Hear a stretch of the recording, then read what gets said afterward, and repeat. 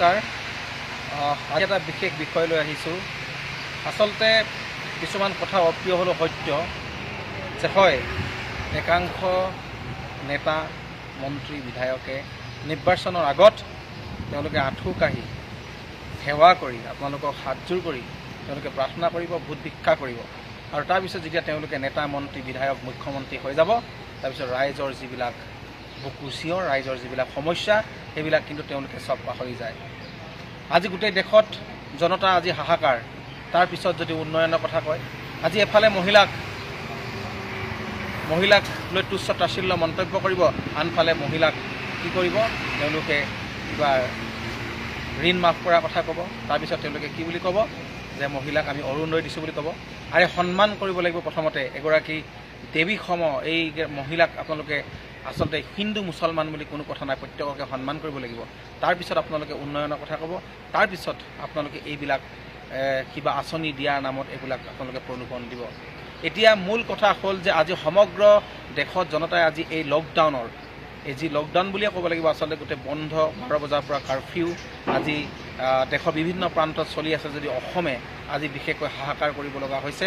কাৰণ কিয় হয়, কিছুমানৰ আচলতে দুবেলা দুমুঠি খাবৰ কাৰণে আচলতে বহুত অসুবিধাৰ সন্মুখীন হৈছে, কিছুমানে চলিবৰ কাৰণে আচলতে তেওঁলোকে জীৱন যুদ্ধত জীয়াই থাকিবৰ কাৰণে আচলতে তেওঁলোকে এখন ডাঙৰ যুঁজ দিব লগা হৈছে।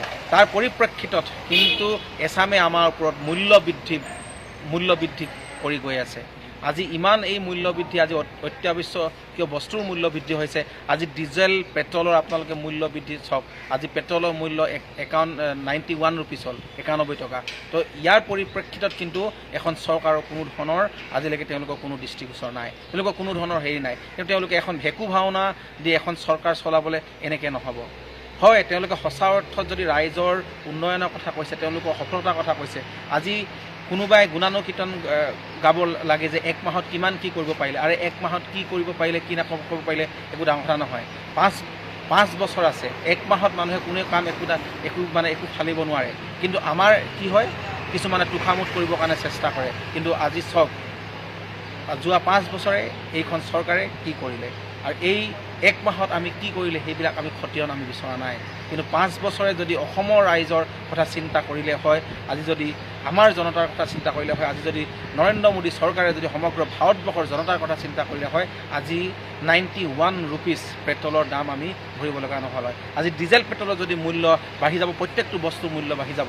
আজি যদি মিঠাতেলৰ দাম বাঢ়ি গৈছে, আজি 250 টকা পৰ্যন্ত হৈ গৈছে, তাৰপিছত সেই মহিলাসকলে আচলতে সেইখন ঘৰ কেনেকৈ চলাব, এই যিসকলে দিন হাজিৰা কৰে। যে এই সাধাৰণ ৰাইজক বাৰে বাৰে তেওঁলোকে ডাঙৰ কৰ্পৰেট ছেক্টৰক সদায় সহায় কৰি আহিছে, ডাঙৰ এই কোম্পানীবিলাকক আমাৰ এইখন চৰকাৰে সহায় কৰিব, এই নৰেন্দ্ৰ মোদী চৰকাৰে তেওঁলোকক সহায় কৰিব, তেওঁলোকৰ লগত হাত মিলাব। কিন্তু সাধাৰণ ৰাইজৰ লগত সঁচা অৰ্থত তেওঁলোকে কেতিয়াও হাত নিমিলায়। সাধাৰণ ৰাইজৰ দুখ দুৰ্দশা কেতিয়াও তেওঁলোকে বুজি নাপায়, কেতিয়াও অনুমান কৰিব নোৱাৰে। কিন্তু কেৱল তেওঁলোকে আজি আমুক কৰিছোঁ, কালি তামুক কৰিছোঁ, তেওঁলোকে কেৱল আমাৰ যিবিলাক মিডিয়া আছে সেই মিডিয়া তেওঁলোকে বিজ্ঞাপন দিব, তেওঁলোকৰ প্ৰচাৰ চলাব। এইবিলাক বন্ধ হ'ব লাগে। সঁচা অৰ্থত ৰাইজৰ যিবিলাক সমস্যা, এই সমস্যাবিলাক সমাধান হ'ব লাগে, আমি তাকে বিচাৰোঁ। কাৰণ কিয় আজি সমগ্ৰ ভাৰতবৰ্ষতে আজি যিহেতু পেট্ৰল ডিজেলৰ মূল্য বৃদ্ধি ৰোধ কৰিবৰ কাৰণে এক আচলতে প্ৰতিবাদী কাৰ্যসূচী গ্ৰহণ কৰা হৈছে। অসম প্ৰদেশ কংগ্ৰেছৰ উদ্যোগতো সেইখিনি আমি সকলোৱে কৰিছোঁ। কেৱল বিৰোধী হিচাপে প্ৰতিবাদ আমি কৰি থাকিলে নহ'ব। আজি জনগণে দেখিছে, আজি জনতাই দেখিছে, যে আপোনালোকে দেখিছে প্ৰত্যেকটো বস্তুৰ মূল্য বৃদ্ধি আচলতে আমাক জুৰুলা কৰিছে। অত্যাৱশ্যকীয় মূল্য বৃদ্ধি হৈছে। আজি যদি দাইলৰ হৈছে, আজি পেট্ৰলৰ হৈছে, প্ৰত্যেকটো বস্তুৰ আজি মূল্য বৃদ্ধি হৈছে। তাৰ পৰিপ্ৰেক্ষিতত কিন্তু যে এই চৰকাৰখনে কোনো ধৰণৰ তেওঁলোকৰ যিখিনি কৰিবলগীয়া আচলতে কৰ্ম, সেইখিনি কেতিয়াও নকৰে। সেইকাৰণে কৈছোঁ যে সমগ্ৰ ৰাইজ জাগিব লাগে, সমগ্ৰ ৰাইজ সজাগ হ'ব লাগে, যে কেৱল আপোনালোকে হয় ৰাজপথত আমি প্ৰতিবাদ কৰাৰ কথাই নহয়, এই সময়ত আপোনালোকৰ যিটো শক্তিশালী মাধ্যম আছে ছ'চিয়েল মিডিয়া, এই ছ'চিয়েল মিডিয়াটো আপোনালোকে প্ৰতিবাদ কৰিব পাৰে যে আজি দেশত, আজি অসমত আজি মূল্য বৃদ্ধি হৈছে, পেট্ৰল ডিজেলৰ মূল্য বৃদ্ধি হৈছে, আকাশলংঘী আজি পেট্ৰল ডিজেলৰ মূল্য বৃদ্ধি হৈছে। আজি 100 ঘৰৰ চুৰ হৈছে পেট্ৰলৰ। ইয়াৰ পিছত কি ধৰণে আপোনালোকে বাইক চলাব, কি ধৰণে আপোনালোকে আপোনালোকে নিজৰ কৰ্মস্থলীলৈ যাব, কি ধৰণে আপোনালোকে গাড়ী চলাব। আজি ইফালে আপোনালোকে নিজৰ গাড়ীৰ বাইকৰ আপোনালোকে ইনষ্টলমেণ্ট দিবনে, EMI দিবনে, নে আপোনালোকে এই পেট্ৰল ভৰাব গাড়ীত, এনেকুৱা ধৰণৰ আজি ভাড়া বৃদ্ধি হ'ব, বিভিন্ন ধৰণে আচলতে সমস্যাই দেখা দিব।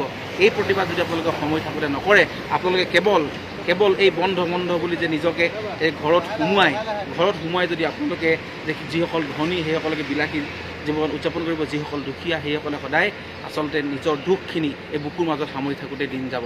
কিন্তু এয়া সময় হৈছে সঁচা অৰ্থত আপোনালোকে প্ৰতিবাদ কৰক, ছ'চিয়েল মিডিয়াত প্ৰতিবাদ কৰক, বিভিন্ন মাধ্যম আছে তাত প্ৰতিবাদ কৰক।